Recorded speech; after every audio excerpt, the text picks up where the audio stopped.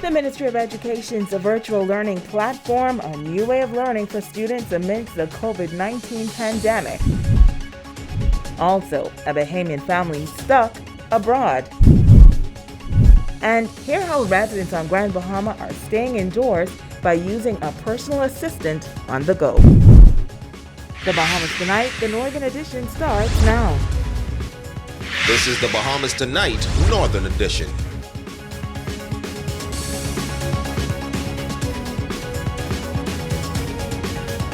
Good evening, Bahamas. I'm Shashina Wolfarkison. As always, it is so great to have you with us.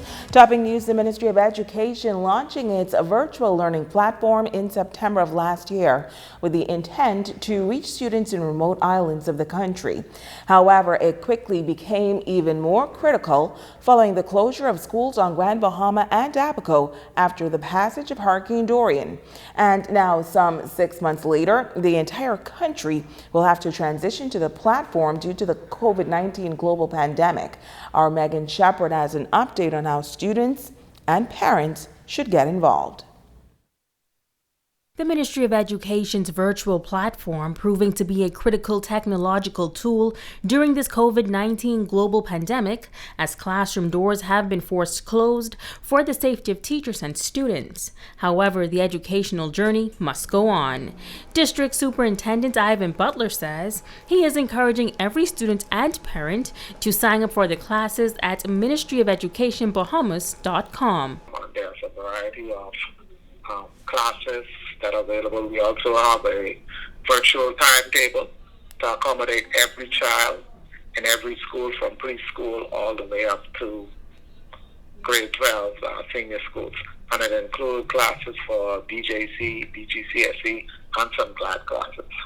And for households without internet access, Butler says that the ministry has partnered with cable providers to distribute educational classes and content on television. We also realize that many homes have cable television. We are in contact with the cable providers, mainly Cable Bahamas and ETC, to assist us with providing the Bahamas Learning Channel. And that was launched today. And the Bahamas Learning Channel is channel 295 and possibly 296 on the cable channel. And we're hoping that DTC and Rev TV DTC and Slow TV comes on stream very soon. And so we're very pleased with that. That was a huge undertaking. And so that is working out fine. I myself watched a BJC class this morning on it. And so we're very proud of that. Butler is also encouraging parents to reach out to their respective principals if they are in need of electronic devices. He says the Ministry of Education will assist as best as possible. We also want the public to know that those students that may have internet in their homes and they don't have electronic devices, we're in the process of getting names, so we want everyone to contact all students to contact their principals. And so we will do our best to assist students with either tablets or other electronic devices that they can access the internet so they wouldn't lose classes. But we do recognize that not every home has internet and not every home has cable. But once we know those children or those students that are challenged, then we will do our best to assist them. But we need to know. So we are asking parents to please let us know if their students have devices or not. Now, while having the necessary tools is important to the continuation of education during this time, Butler says the involvement of parents is also critical to making the process a success. Our best efforts to continue providing education for the children of the Bahamas was to, again, increase the virtual platform so as many students as possible could have gotten onto that platform. And so, as of late, we've been encouraging parents to actively become a part of the learning platform. And so they take their children so they can actually see what their children are doing on a daily basis. And so key to this virtual learning is the involvement of parents. We really need parents to get involved so they can see exactly what is happening. and parents too can register on the platform with their students to ensure that the work is being done. He further commended all teachers who are going the extra mile to stay in touch with parents and students. I would also take this time to commend the teachers not only in Grand Bahama, but throughout the Bahamas, who have been doing an excellent job of reaching their students through various platforms, either through the Google platform or the WhatsApp. Our students, our teachers have been doing an excellent job of getting through to our students. And so we want them to continue using whatever platform they're using. Now, once again, the learning platform can be accessed at ministryoфeducationbahamas.com. Megan Shepard, ZNS Network News. Thanks, Megan. Well, the Public Hospitals Authority issuing a statement in response to the Bahamas Nurses Union on nurses' shifts. The PHA says it is engaged with the BNU on this issue in response to a letter dated 11th of April 2020 from the union to its members, which alleged that the PHA had unilaterally varied working conditions for nurses. The PHA, in a letter to the union yesterday, cited the enactment by the government of the emergency powers COVID-19 orders and the declaration of the state of emergency. The BHA noting that during this period of declared emergency, the government and the Public Hospitals Authority will exercise emergency authority to ensure requisite staffing in all public health facilities. The PHA, pursuant to Article 3.011 and 4 of the Industrial Agreement between the PHA and BNU, exercises its right to rotate and assign nurses as needed to provide all necessary medical care. Now, in its letter, the union advised its members concerned to cease such shifts immediately. However, the PHA release adds that while officials recognize the industrial agreement with the BNU, their efforts to fight the current COVID-19 pandemic require a high degree of flexibility from all staff. Upon the withdrawal of the emergency orders by the government, nursing shifts will return to the pre-pandemic schedule. And in other news, we have an update on that story we brought to you with business owners and the Bay Area last week. Some business owners had expressed that for weeks they were unable to receive their cargo from the Bay Area Fast Ferry Company. They say the inconvenience was having a damaging effect on their businesses as they were unable to provide Grand Bahamians with essential needs during this period. Well, tonight there is some good news to report, as those businesses are now expressing thanks to the Bay Area as their long-awaited cargo arrived on island on Sunday. In a letter to Bay Area's Managing Director, Mario Otero, the Business Association noted that they are fully aware of the present pandemic challenges and wish to thank him and the entire Bay Area team for their efforts to deliver, adding that they look forward to an ongoing working partnership with open and consistent communication to do its best for their membership, industry partners, and customers island-wide. Meanwhile, some 3 weeks ago, Grand Bahamian Betty Sweeting returned home to Grand Bahama on the Bay Area Caribbean Fast Ferry. She says that's when her bag pertaining several important items was stolen, and she's appealing to the person or persons responsible or anyone with any information to come forward or to contact her at 375-7414 or 807-7339. It's not about the Coach bag, because there is two in it, one black, one blue and checkered, and a brown leather bag. The bag it's in, it's an old bag, but the stuff was in it is important. 2 bank book, not bank book, post office book from years. Please bring it. I'm asking you to bring it to me, because if I see it, I know it. And then the police will have hold of it. But if you bring it to me, you don't have to bring it to me. You can bring it to ZNS and leave it. I don't have to know who you are. But please, please bring the bag back, because a lot of things in it that I need. The name on the bank book is Doris Fitzgerald. The other one is Betty Sweeting. There, the bank book are in the bag. Then there is a hearing aid in there and some medicine. Please bring it to me. That's all I'm asking you to before the police get hold of you, because if I see the bag, I know the bag. And you wouldn't want me to do that, and I don't want to do it. Just please bring it, leave it to ZNS. I don't have to know who you are. But I'm appealing to you. The papers are in there as important. Bring it, all the doctor medicine in there and the insurance card. So please, please, I'm begging you, bring it to me. Well, meantime, a Grand Bahamian family stranded in the United States due to COVID-19 is also making a strong appeal to the government to open the borders for its citizens to come home. With limited funds and no income, they say the situation has now become dire. What was supposed to be a 3-day trip for the Bannister family of 5 has now turned into 3 weeks, with no return of coming home in sight. Ricardo Bannister says his family traveled aboard Valeria to collect his son, who went to the United States for a short stint after receiving structural damage post-Hurricane Dorian. But when it was time to come home, he was informed by the ship that they could no longer accept passengers due to the closing of the country's borders. Gave me the assurity that they'll be coming back, but so I had to take the chance, I guess, to do so, but I guess the chance was too slim. Weeks later, he says his family is in a very scary situation.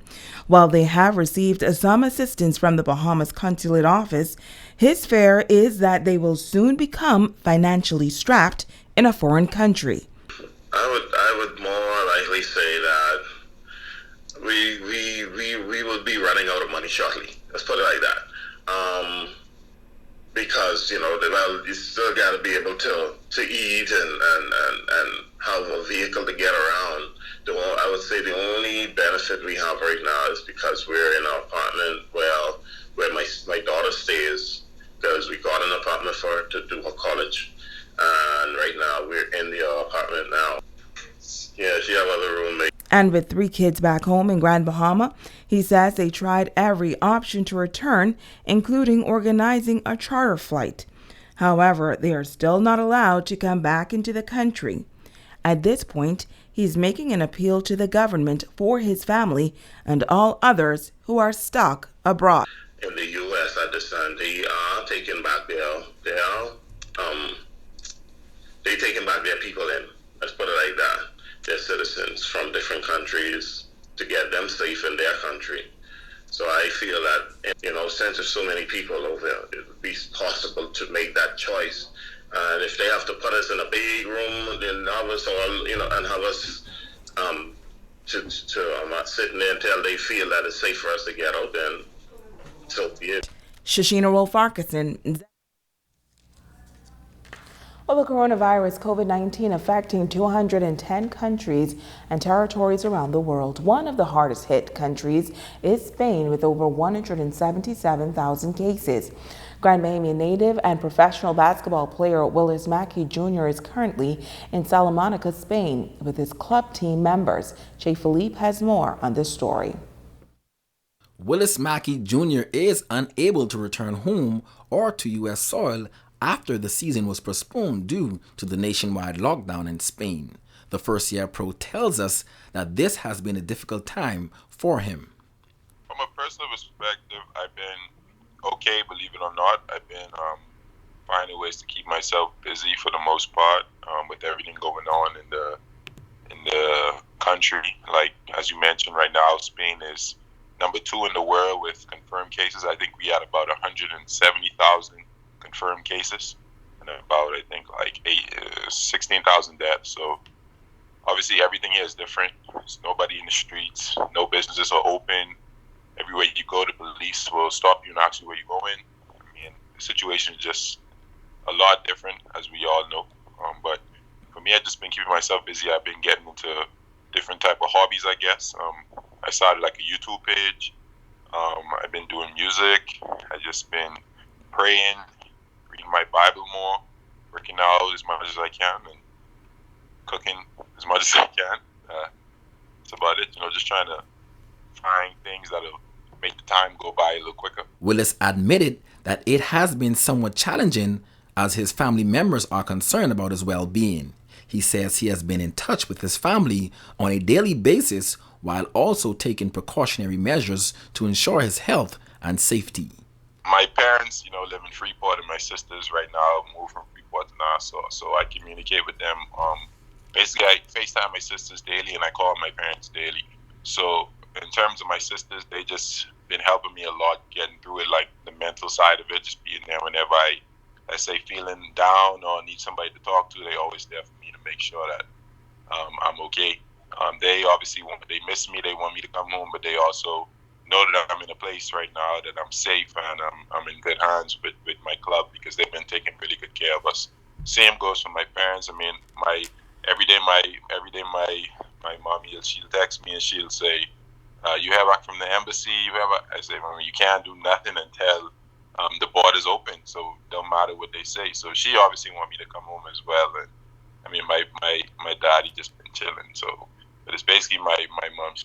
She I guess getting a little more anxious as she looks at the numbers is scaring her, I guess, because the situation's not good, man. Like, a lot of people dying over here, but I always tell her I'm in good hands because I don't leave the house, so I'll be okay. So in terms of my family, they miss me, they want me to come home, but they also recognize that where I am right now, I'm not in a bad place. I'm still in a good place and I'm safe, so that's most important. The Grand Bahamian native says it has been a bit disappointing not being able to finish the season, but he says he fully supports the decision by the country to shut down all operations, including the league.